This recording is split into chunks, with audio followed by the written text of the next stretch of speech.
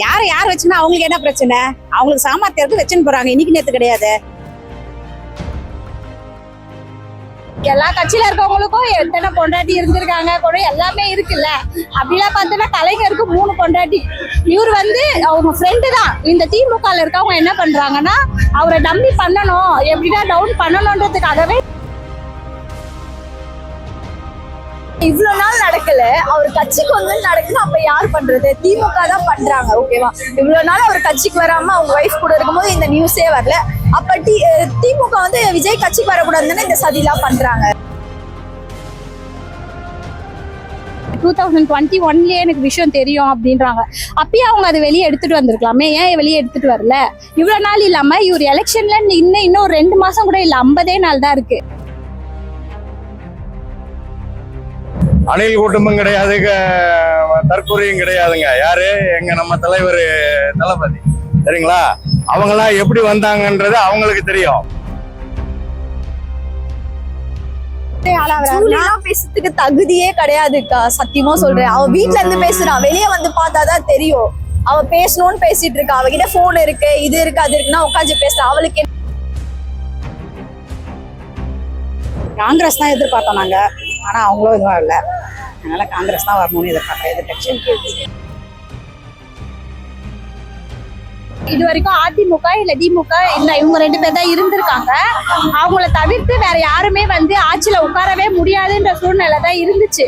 இப்ப வந்து விஜய் வந்தது வந்து எல்லா கட்சிக்குமே ஒரு சவாலா தான். ஏங்க வந்தாங்க ஆட்சிக்கு, எத்தனையோ வருஷம் கழிச்சு வந்தாங்க ஆட்சிக்கு. வந்த உடனே பால் விலை, இபி பில்லு, சொத்து வரி எல்லாம் ஏத்துனா எங்க யாரு? அதுக்கெல்லாம் காரணம் யாரு? பெண்களுக்கு பாதுகாப்பு வேணும், இது மட்டும் தான், வேற எதுவும் இல்லை. அவரு செய்யணும் நாங்க எதிர்பார்க்கல. டிவிகே விஜய் இருக்காருல்ல, அவர் அரசியலுக்கு வந்ததுனால திமுகவுக்கு பெரிய சேலஞ்சா இருக்கும்னு நினைக்கிறீங்களா? கண்டிப்பா சான்ஸ் இருக்கு. ஓட்டுகள் வந்து பிரியறதுக்கு வாய்ப்பு இருக்கு. ஏன்னா அவங்க கூட்டணி நிறைய வச்சிருக்காங்க. நம்ம தளபதி வந்து கூட்டணி கிடையாது, தனிச்சு நிக்கிறாரு. கண்டிப்பா அவங்களோட ஓட்டுகள் பிரியறதுக்கு வாய்ப்பு இருக்கு. இதனால கண்டிப்பா திமுகவுக்கு பெரிய பாதிப்பு. ஆமா, கண்டிப்பா திமுக ஒரு தீய சக்தினே சொல்லிட்டாங்க. அப்புறம் என்ன சேலஞ்ச் வேணும்? அதுதான் ஐலக்கே, சேலஞ்ச் எடுக்கிறது ஐலக்கே. அவரை எதிர்த்து இது பண்ணணும் தான். திமுக வரவே கூடாது, தீய சக்தி வேணவே வேணாம் எங்களுக்கு. ஆமாக்கா, சேலஞ்சா தான் இருக்கும். எந்த அளவுக்குன்னா இப்ப அவங்க எதுவுமே பண்ணல. இப்ப விஜய் வந்தா பண்ணுவாருன்னு தான் பேசுறாங்க. அவர் வந்து கட்சிக்கு வந்து பண்ணும்போது அவங்களுக்கு அசிங்கமா தானே இருக்கும். கண்டிப்பா சேலஞ்சா இருக்கும். ஏன்னா வந்து இது வரைக்கும் அதிமுக இல்ல திமுக இல்ல இவங்க 2 பேர் தான் இருந்திருக்காங்க. அவங்கள தவிர்த்து வேற யாருமே வந்து ஆட்சியில உட்காரவே முடியாதுன்ற சூழ்நிலை தான் இருந்துச்சு. இப்ப வந்து விஜய் வந்தது வந்து எல்லா கட்சிக்குமே ஒரு சவாலா தான் இருக்கும் கண்டிப்பா. ஏன்னா அவர் புதுசா வந்து மக்களுக்காக நல்லது பண்ணணும்னு தான் வந்திருக்காரு. ஏன்னா அவர்கிட்ட எவ்வளவு பணம் இருக்கு, இதுல வந்துதான் அவர் சம்பாதிக்கணும்னு இல்ல இல்லையா? அதனால கண்டிப்பா 2 கட்சிக்குமே வந்து சவாலா தான் இருக்கும். கண்டிப்பா சேலஞ்சா இருக்கும். நாங்க வந்து அப்போத்துல இருந்து ரெட்டையில கட்சியில தான் இருந்தோம், பூர்வீகமா இருந்து. அதுக்கு முன்னாடி வந்து கலைஞர் கட்சியில தான் நாங்க இருந்தோம். எங்க கல்யாணம் பண்ணி கொடுத்ததுல இருந்து அதுல போய் மாறணும்.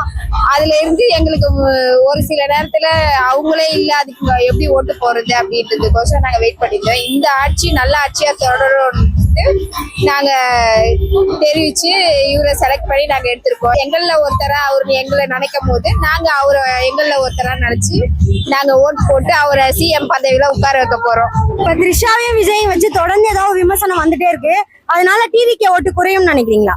அப்படி கிடையாது. ஏன்னா வந்து எல்லா கட்சியில இருக்கவங்களுக்கும் எத்தனை பொண்டாட்டி இருந்திருக்காங்க கூட எல்லாமே இருக்குல்ல. அப்படிலாம் பார்த்தோன்னா கலைஞருக்கு 3 பொண்டாட்டி.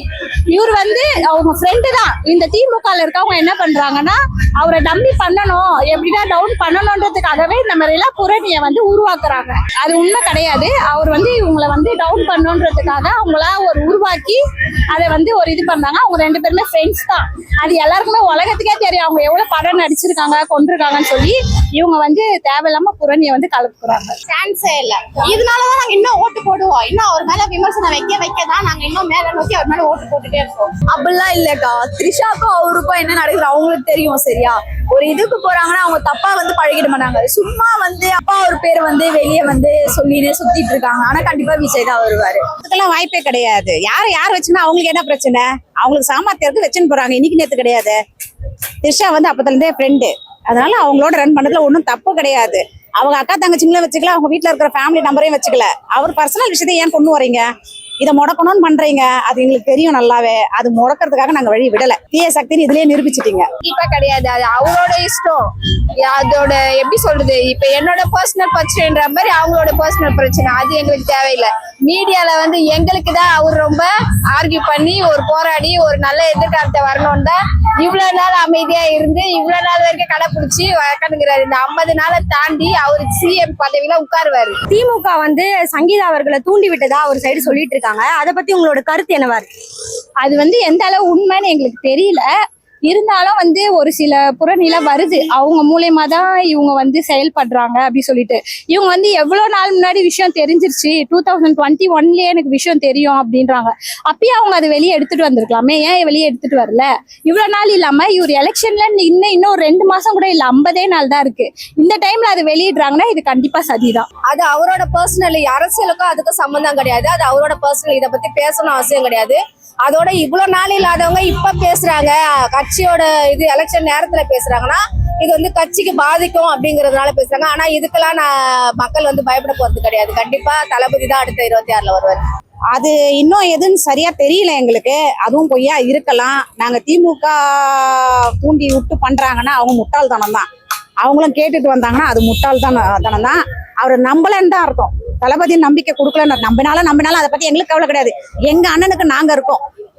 இத்தனை பேர் இருக்கிறதுனால அதை பத்தி கவலைப்பட வேண்டியதால அப்படியே முடக்கணும் தான் பாக்குறாங்க. அவர் முடங்க மாட்டாரு. அது அவரோட அவங்க ஒய்ஃபோட இருக்கிற கருத்து கணிப்பா அவங்களே முடிச்சுப்பாங்க. நாங்க அதை தொடர வைக்கணும் அவசியம் கிடையாது. ஏன்னா எங்க அண்ணன் இது வரைக்கும் எங்களுக்கு நல்ல ஒரு சேலஞ்சா நல்ல அமைதியா எங்களுக்கு ஒரு கருத்து கணிப்பை கொடுத்துருக்கிறாரு. அவர் வந்து சொல்லல நான் இந்த மாதிரிலாம் இருக்கேன், இந்த மாதிரிலாம் பழகுறேன் அப்படின்னு. த்ரிஷா கூட பேசுறது பழகுறது இப்ப நேத்து கிடையாது. அவர் முன்னாடில இருந்தே அவர் ஃப்ரெண்டா இருந்தவர் தான். நம்ம சொல்லி கொடுத்துதான் அவங்க தெரிஞ்சுக்கணும் கிடையாது. நம்ம எல்லாருமே அவரு எப்படி நம்ம நினைக்கிறோமோ அதே மாதிரி அவரு எங்களை நினைக்கிறாரு. அதனாலதான் நாங்க லேடிஸ் எல்லாருமே அவர் பக்கம் இருக்கோம். எங்களில் ஒருத்தர் சொல்ற வார்த்தையை அவர் காப்பாத்துவாருன்னு நாங்க நினைக்கிறோம். இப்ப வந்து இவ்வளவு நாள் நடக்கல, அவர் கட்சிக்கு வந்து நடக்குது, அப்ப யார் பண்றது? திமுக தான் பண்றாங்க. ஓகேவா, இவ்வளவு நாள் அவர் கட்சிக்கு வராம அவங்க ஒய்ஃப் கூட இருக்கும்போது இந்த நியூஸே வரல. அப்ப திமுக வந்து விஜய் கட்சிக்கு வரக்கூடாதுன்னு இந்த சதிலாம் பண்றாங்க. ஆனா அதுவே ஃபேக் நியூஸ் தான் சொல்லிட்டு இருக்காங்க. அது ஃபேக் நியூஸ் தான். அது அந்த மாதிரி நடக்காது. அவங்க ஒய்ஃப் சப்போர்ட்டா இருப்பாங்க. ஆனா நமக்கு அது தெரியாதுல்ல. வெளியே 2 பேரும் ஒன்னா போனதா வந்து ஒரு சொல்லிட்டு இருக்காங்க. டிவி எல்லாம் போட்டிருக்காங்க, நியூஸ்லயும் போட்டுட்டு இருக்காங்க. அதை பத்தி என்ன கருத்து? அது என்னக்கா, ஃபங்க்ஷனே ஒன்னாதான் போவாங்க. அது வந்து தப்பாயிடாதுல்ல. அவரு கூட ஒன்னா போனா அவரு வந்து தப்பா வந்து வீடியோ எடிட் பண்ணி போடுறதோ இல்லாம அவங்க ஒய்ஃப் கேள்வி கேட்கலாம். ஓகேவா, அவர் கட்சிக்கு வரக்கூடாதுன்னு அவரை தப்பா பண்றாங்க, வேற எதுவுமே கிடையாது. இப்ப வந்து ஜூலியும் சரி பல பேரும் சொல்லி என்ன விமர்சனத்துக்கு விஜய் ஆளாகிறார். பேசுறதுக்கு தகுதியே கிடையாதுக்கா, சத்தியமா சொல்றேன். அவ வீட்டுல இருந்து பேசுறான், வெளியே வந்து பார்த்தாதான் தெரியும். அவ பேசணும்னு பேசிட்டு இருக்கா. அவகிட்ட போன் இருக்கு, இது இருக்கு, அது இருக்குன்னா உட்காந்து பேசுறா. அவளுக்கு என்ன வேலை? தேவையில்லாத வேலை. 2026ல விஜய்க்கு நிறைய கூட்டம் வருது. நிறைய பெரிய இடத்துலாம் கூட விஜய்க்கு நிறைய கூட்டம் வந்துட்டே இருக்கு. ஆனா அந்த கூட்டம் வெறும் ஃபேன்ஸ் மட்டும்தான், அவங்க எல்லாம் தொண்டர்கள் கிடையாது. அது வந்து ஓட்டாவே மாறாதுன்ற மாதிரி பெரும்பாலுமா எல்லாரோட கட்சி தலைவர்களும் இதுதான் சொல்லிட்டு இருக்காங்க. அதை பத்தி உங்களோட கருத்து என்ன? அவருக்கு பயம் வந்துச்சு, அதனால அப்படி சொல்றாரு. பயம்தான். அவர் வந்து அவரு சொல்லக்கூடாது, அதை நாங்க தான் சொல்லணும். ஒரு ரசிகரா இருக்கோம்னா அதுல ஓட்டு வராது வரும்ன்றது நாங்க தான் சொல்லணும். தளபதி தான் முடிவு எடுக்கணும். இவரு சொல்லணும்னு அவசியம் கிடையாது. பயம் வந்துருச்சு அவருக்கு. அதனால அவர் பயத்துல ஏதோ ஒண்ணு பேசணும்னு பேசுறாரு. அவருக்கும் மனசு இருக்கும்ல, பாவம். சொல்லுங்க, அவரும் பேசணும்னு பேசுறாரு, பேசட்டும். எவ்வளவு நாளைக்கு பேச முடியும்? அப்படின்னு பார்த்தா எம்ஜிஆர் அவர்களும் சினிமால இருந்து வந்தவங்க தான், ஜெயலலிதா அவங்களும் சினிமால தான். அவங்களுக்கு என்ன மாதிரி கூட்டங்கள் சேர்ந்ததோ அதை விட டபுள் மடங்கா தளபதிக்கு வருது. கண்டிப்பா ஓட்டா மாறும். அது அப்படி கிடையாது. கண்டிப்பா அது வந்து ஓட்டா மாறும், வாய்ப்பு இருக்கு. அது வாய்ப்பு இல்லைன்னு சொல்லவே முடியாது. ஏன்னா விஜய் அண்ணாக்காக எல்லாருமே வரோம். நானும் வந்து அஜித் ரசிகை தான் முதல்ல. இப்ப இவர் வந்து அரசியல் வந்ததுக்கு அப்புறம் இவரோட கொள்கை எல்லாம் பிடிச்சுதான் நான் வந்து அரசியலுக்கே நான் வந்திருக்கேன். இதுக்கு முன்னால எங்க வீட்டுல வந்து ஃபுல் அண்ட் ஃபுல் ஏடிஎம்கேல இருந்தவங்க தான். விஜய்க்காக தான் நாங்க இப்ப இதுல வந்திருக்கோம். கண்டிப்பா அவர் தான் ஜெயிப்பாரு, வேற யாரும் ஜெயிக்க வாய்ப்பே இல்லை. அதுக்கு நாங்க என்ன சொல்லுவோம்னா, நாங்க ஒருத்தரா டிசைட் பண்ணலையே, எல்லா மக்களும் ரசிகர் கூட்டம் இருக்கிறதுனாலதான் அவர் ஆட்சியில உட்காரணும்னு டிசைட் பண்ணாரு. அவர் இவ்வளவு நாள் சம்பாதிக்கிறது இப்ப சம்பாதிக்க போறது கூட கிடையாது. அவருக்கு ஆதில இருந்து அந்த பிரச்சனை அந்த இதுல இருந்து இருக்கு. அதனால அவர் வந்து எங்களுக்கு இம்பார்ட்டன்ட் கொடுக்குறோம். அவங்களுக்கு சப்போர்ட் பண்ணி நாங்க எங்க அண்ணனை மேல வர வைப்போம். நான் ஃபேன்ஸா இருந்தேன். இப்ப விஜய் கட்சிக்கு வந்து நான் தொண்டராயிட்டேன் அவ்வளவுதான். அப்படிலாம் இல்ல, எல்லாருமே குறிப்பிட்ட வயசுலதான் ஓட்டு போடணும். தொண்டரா இருந்து எல்லாருமே போடுவாங்க கண்டிப்பா. அணில் கூட்டம்னு சொல்றாங்க, தற்கொலைன்னு சொல்றாங்க. அத பத்தி உங்க கருத்து என்னவா இருக்கு? அணில் கூட்டமும் கிடையாது, தற்கொலையும் கிடையாதுங்க. யாரு? எங்க நம்ம தலைவர் தளபதி, சரிங்களா? அவங்களாம் எப்படி வந்தாங்கன்றது அவங்களுக்கு தெரியும். அதையெல்லாம் நம்ம போட்டு கிளறிட்டு இருந்தோம்னா பொங்கல்ல கரண்டி போட்டு கிளம்ப தான் இருக்கும். அதெல்லாம் நம்ம இப்ப பேச முடியாது. இவர் வந்திருக்கிறாருன்னா ரெண்டு ஆட்சியுமே மாறணும்.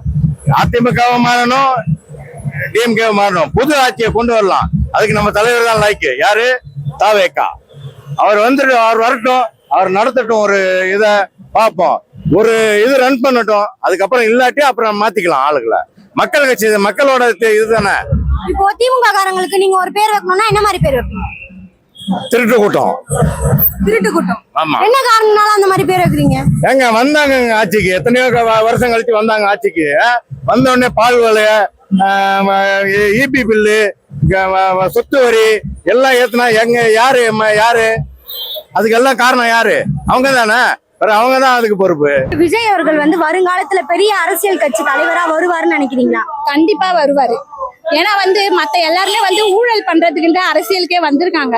இவர் வந்து கண்டிப்பா மக்களுக்கு நல்லது பண்ணுவாரு. அதனால இவர் மேல மேல உயர்ந்துட்டே தான் போவாரே தவிர ஒவ்வொரு நாளும் கீழே இறங்கி போக மாட்டாரு. அதுல மாற்றமே கிடையாது. அவர் வரணுன்றதுக்காக தான் மகளிர் அனைவரும் நாங்க சேர்ந்து ஒத்துழைப்போம். கண்டிப்பா பெரிய கட்சியா வரும், எதிர்கட்சிக்கு பெரிய சவாலா வரும். கண்டிப்பாக்கா அவருதான் 2026ல அவருதான் கண்டிப்பா வருவாரு. எந்த அளவுக்கு? எங்க மக்கள் எவ்வளவு விழிப்புணர்ச்சி காட்டுறாங்கன்னு உங்களுக்கே தெரியும். நாங்க சொல்லிதான், நாங்க காசு கொடுத்துலாம் எங்க மக்கள் எல்லாம் நாங்க அழைச்சிட்டு வரணும்னு அவசியமே கிடையாது.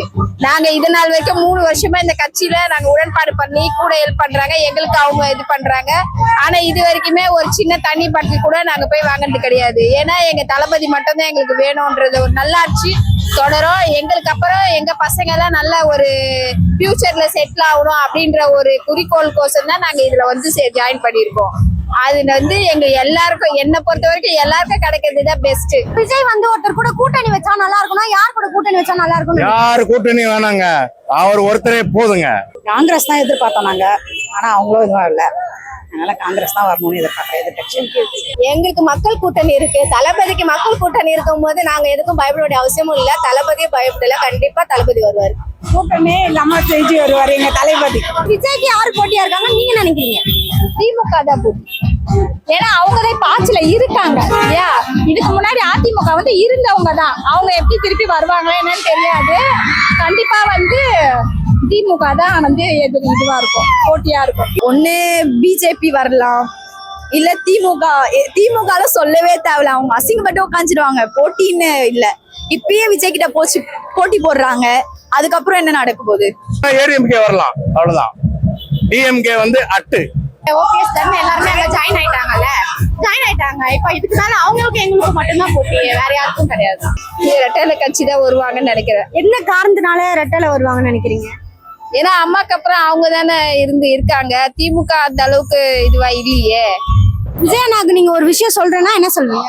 விஜயனுக்கு சொல்லணும்னா 2026 வந்தா பெண்களுக்கு பாதுகாப்பு வேணும். இது மட்டும் தான், வேற எதுவும் இல்லை. அவரு செய்யணும்னு நாங்க எதிர்பார்க்கல.